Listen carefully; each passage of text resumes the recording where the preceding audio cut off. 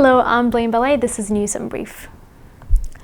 A Virginia court dismissed a lawsuit brought by a high-ranking Ethiopian official against an Ethiopian activist based in Washington, D.C. metro area. The Ethiopian activist Theodros Kaptimir and his friends last year confronted Addis Balim, a member of the executive of TPLF, the brutal ruling oligarchy at the Dallas International Airport, and denounced the perpetration of human rights abuse and the plight of their fellow Ethiopians at home under brutal regime. Balim's lawyer brought assault and other charges to court at Loudoun County Courthouse that dismissed the case on Friday. A separate case brought against the task force last year was also dropped in Virginia. Balima was reportedly unable to identify his alleged abusers from a set of photos and videos. He said he could not remember the faces of the protesters as he was ambushed. The protesters allegedly yelled at the official, "You are a murderer, you are a killer, you are a genocider."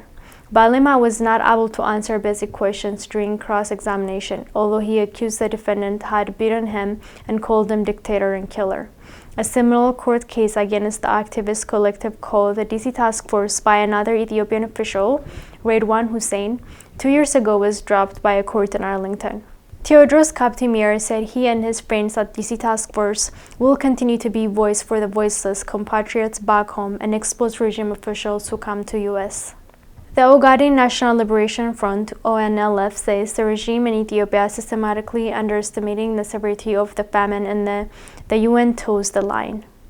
In a statement released on Thursday, the front, which is fighting for liberation of the Ogaden regime of Ethiopia, accused the Ethiopian regime is more interested in projecting false image about Ogaden than taking care of victims of the drought.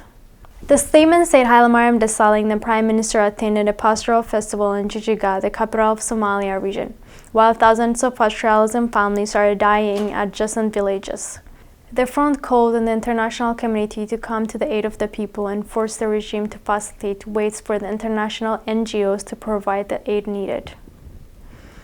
Transparency International said corruptions remained high in 2016 and the country ranked 180th out of 170 countries, while the score is 34 out of 100. The 2016 Corruption Index said the country is plagued with corruption that permeates all sectors and indicates land as major sector of corruption.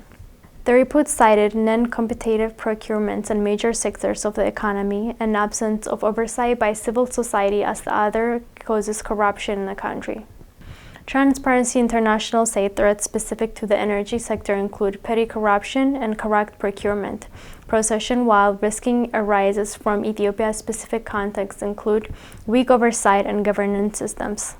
Illicit financial flows continued in 2016 and the money from corruption could make it even higher. According to Global Financial Integrity, Ethiopia lost $11.7 billion in illegal capital flight from 2000 through 2009.